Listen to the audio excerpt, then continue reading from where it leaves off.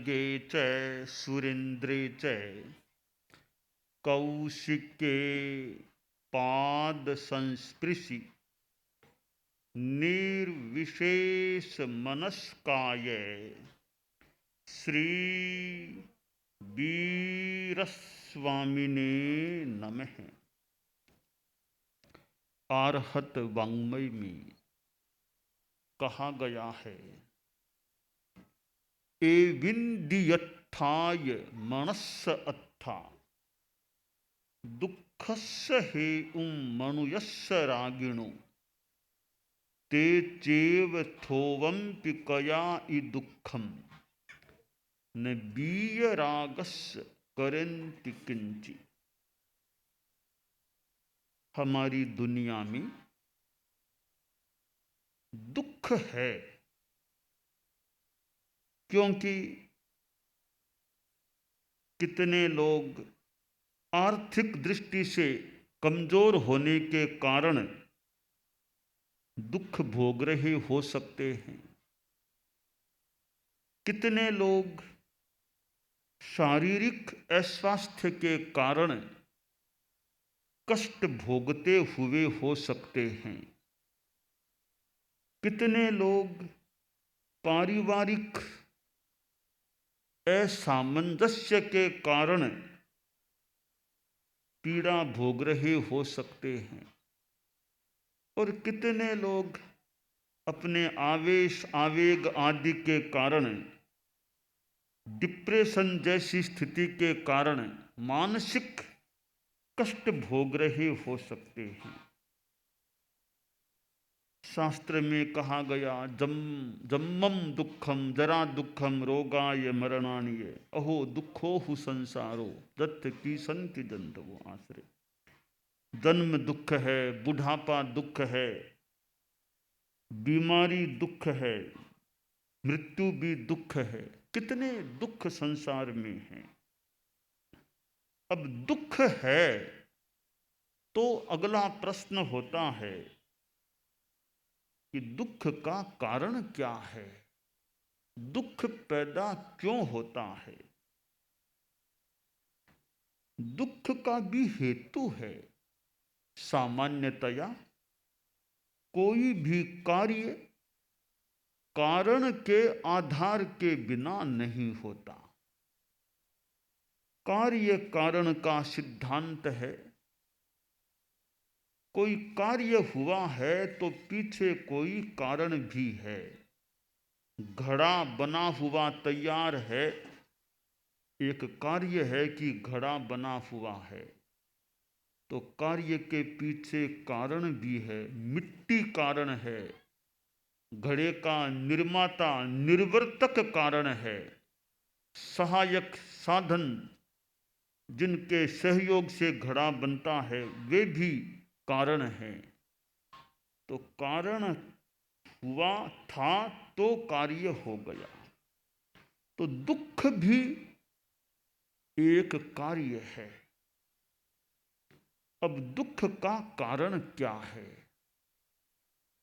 दुख का कारण प्राणी का स्वयं का प्रमाद है, आश्रव है, कषाय है। ये हैं भीतर में, तब आदमी दुखी बनता है। अपने ही प्रमाद के कारण, आश्रव के कारण, कषाय के कारण आदमी दुखी बन जाता है। तो दुख है, दुख का कारण है। अगला प्रश्न हो जाता है कि क्या दुखों से छुटकारा भी मिल सकता है, दुख मुक्ति भी हो सकती है क्या। तो हां, दुख मुक्ति भी हो सकती है। तो फिर अगला प्रश्न आता है कि दुख मुक्ति का उपाय क्या है, उसका कारण क्या, उपाय क्या, साधन क्या। दुख मुक्ति का साधन है संबर और निर्जरा, संयम की साधना और तपस्या। इससे संपूर्णतया दुख मुक्ति प्राप्त हो सकती है। हमारे जीवन में शरीर है, वाणी है, मन है, आत्मा तो मूल में है ही, और इंद्रियां हैं। आदमी पंचेंद्रिय प्राणी है, उसके पास 5 इंद्रियां होती हैं। श्रोत्रेंद्रिय कान, चक्षुरिंद्रिय आंख, घ्राणेन्द्रिय नासिका, रसनेन्द्रिय जिह्वा और स्पर्शनेन्द्रिय यह त्वचा। ये 5 इंद्रियां हैं। मानो एक बाहर के जगत से संपर्क करने का साधन ये हमारी इंद्रियां हैं। ये इंद्रियां ज्ञान की साधन है, इनसे ज्ञान प्राप्त होता है। और बाह्य जगत से संपर्क करने में संभवतः 2 इंद्रियां ज्यादा उपयोगी हैं। श्रोत्रेंद्रिय, कान से हम बाहर की दुनिया से संपर्क करते हैं, और चक्षुरिंद्रिय, आंख के द्वारा हम बाहर के जगत के साथ संपर्क स्थापित करते हैं। बाकी 3 इंद्रियों का भी योगदान है, पर मुझे लगा इन 2 इंद्रियों का ज्यादा योगदान है, उपयोगिता है बाह्य जगत के साथ संपर्क करने में। कान से हम कितना सुनते हैं, सुनकर के कितनी बातों को जान लेते हैं। आप लोग टेलीविजन में न्यूज सुनते होंगे, रेडियो से, तो न्यूज सुनकर दुनिया में कहाँ क्या हुआ है, हो रहा है, कितनी जानकारियां सुनने से मिल जाती है। हम आंखों से दुनिया को देखते हैं, आंखों से पुस्तक पढ़ते हैं, तो कितना ज्ञान हो जाता है। तो इंद्रियां ज्ञान की साधन है, ज्ञानायतन ज्ञान की साधन है। इंद्रियों का यह एक पक्ष है। 5 इंद्रियां मिली हैं तो मानना चाहिए जीव ने विकास किया है। पंचेंद्रिय प्राणी होना तो विकास करना होता है। जहां एकेंद्रिय प्राणी हैं, पृथ्वी, पानी आदि आदि, केवल एक इंद्रिय उनके पास हैं, तो बहुत ही न्यून विकास उन जीवों का होता है। फिर द्विंद्रिय प्राणी, वहां 2 इंद्रियां हो जाती हैं। स्पर्शन इंद्रिय तो स्थावर जीवों में, एकेंद्रिय में भी हैं। द्विंद्रिय जीवों में वह तो है ही स्पर्शनेन्द्रिय, फिर यह जिह्वेन्द्रिय रसनेन्द्रिय और हो जाती है। त्रिंद्रिय जीवों में घ्राणेन्द्रिय और हो जाती है।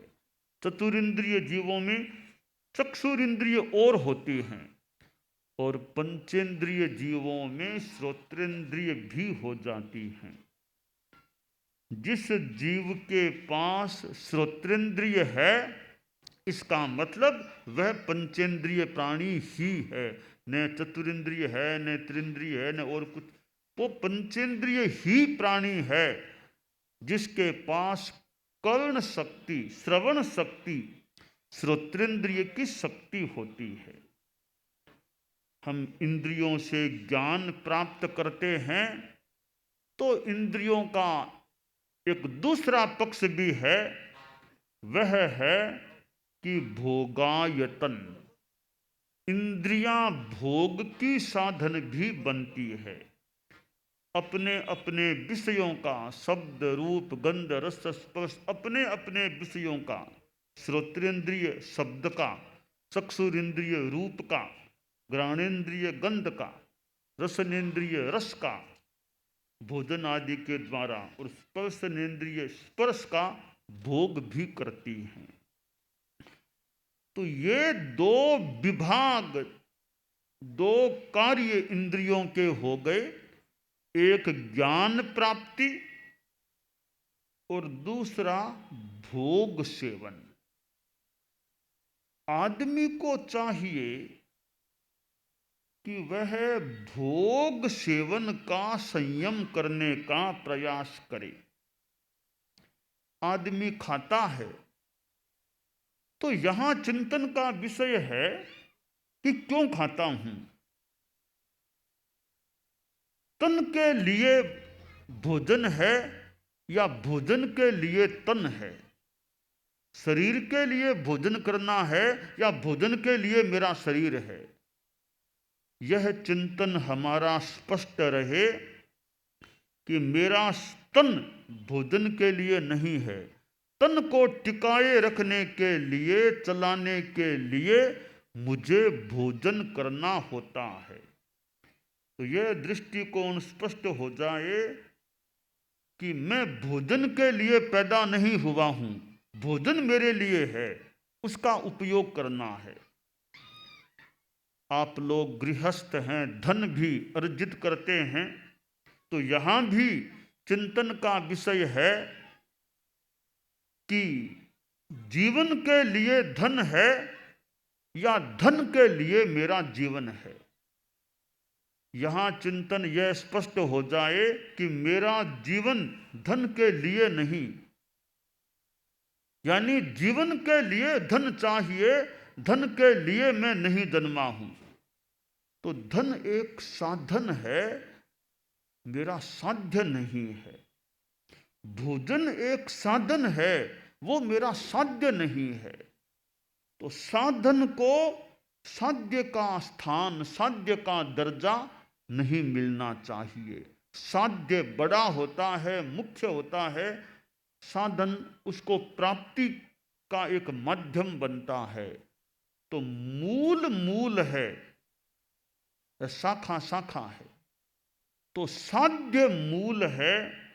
हम साधन को साध्य का दर्जा न दे दें, यह हमारा रुझान स्पष्ट हो जाए कि जैसे तन के लिए भोजन है, न कि भोजन के लिए तन है। भोजन साधन है, तन एक चलाने वाला, जिसको चलाना वो मानो साध्य है। तो जीवन के लिए धन है, धन एक साधन है, न कि धन के लिए मेरा जीवन हो जाना चाहिए। हमारी इंद्रियां भी साधन है, वो ज्ञान प्राप्ति की साधन है। भोग सेवन में इतना ज्यादा प्रयोग इंद्रियों का न हो जाए कि आत्मा के भी ज्यादा कर्मों का बंध हो जाए, पाप कर्मों का बंध हो जाए, और इंद्रियों की शक्ति भी, स्वास्थ्य भी फिर गड़बड़ा जाए। तो अध्यात्म के संदर्भ में एक महत्वपूर्ण बात है इंद्रिय संयम, अपनी इंद्रियों का संयम करना। रसनेन्द्रिय का संयम, कि भोजन में संयम हो, भोजन पानी खान पान का संयम हो। अब खान पान के संयम में देखें, जैन समाज के लोग भी हैं और समाज के लोग भी खान पान में शराब अगर चलती है, मुंह में जाती है, इधर अंडा मांस आदि चलता है, तो खास करके जैन समाज के लोगों के लिए तो और ध्यातव्य है कि खान पान में कहीं इस प्रकार का असंयम न हो कि ड्रिंकिंग भी हो जाती है। कहीं होटल आदि में नॉन वेज भी काम में ले लिया जाए, तो यह एक संयम के विपरीत बात भी हो सकती है। तो खास करके जैन शासन, जैन समाज के लोगों का तो यह मनोभाव रहे कि अखाद्य का खादन और अपेय का पान मेरे मुंह के द्वारा न हो जाए, और नशे के द्वारा समस्याएं भी उसके निमित्त से पैदा हो सकती हैं। तो खान पान का संयम, और जैन समाज के लोग तो नमोकार धारो, नमस्कार महामंत्र का जप करने वाले भी हों, जैन हो अन्य लोग भी हों, जीवन में संयम सबके लिए कल्याणकारी है, काम का होता है। भोजन में आदमी असंयम करता है और एक बार जीभ को भले स्वाद आ जाए, बाद में शरीर को तकलीफ भोगनी पड़े तब। जीभ को तो थोड़ा सा स्वाद आ गया, अब खा तो लिया, स्वाद तो जीभ ने ले लिया, तो तकलीफ जीभ नहीं पाती है आम, तो तकलीफ बेचारा पूरा वो शरीर के दूसरे अवयव पाते हैं। उसने तो स्वाद ले लिया, बस अंदर रह गई। अब वो भोजन, कभी पेट में दर्द, कभी डायरिया, कभी कुछ, कभी गैस की समस्या, अब वो स्वाद थोड़ा सा आया, अब तकलीफ में भी निमित्त वह भोजन बन सकता है। यानी इंद्रिय का असंयम कर लिया। राजा को आम खाने का बड़ा शौक था, आम चाहिए खाने को, सुबह भी आम, दोपहर में भी आम, शाम को भी आम, 12 महीने आम चाहिए। राजा था तो जैसे तैसे व्यवस्था भी हो जाती आम्र की। अति सर्वत्र वर्जयेत, अति नहीं करनी चाहिए, सीमा ठीक है, अति नहीं करनी चाहिए। राजा ने कुछ लगता है अति कर दी आम खाने में, बीमार हो गया।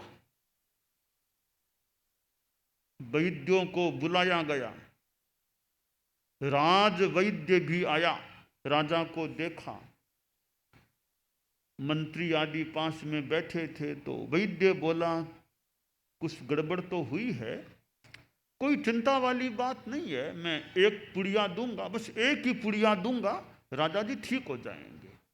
और पुड़िया अभी दे देता हूं मैं, मेरी दवाई में एक ही पुड़िया, एक ही दिन एक ही पुड़िया, उसके बाद कोई दवाई नहीं है।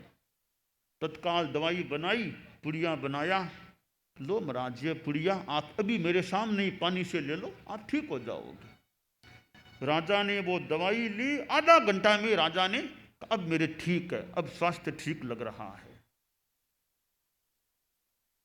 राजा ने वैद्य जी से पूछा कि वैद्य जी और कुछ बताइए, खान पान में कोई ध्यान देना हो तो, क्या खाना क्या नहीं खाना, पथ्य परहेज का निर्देश दे दीजिए।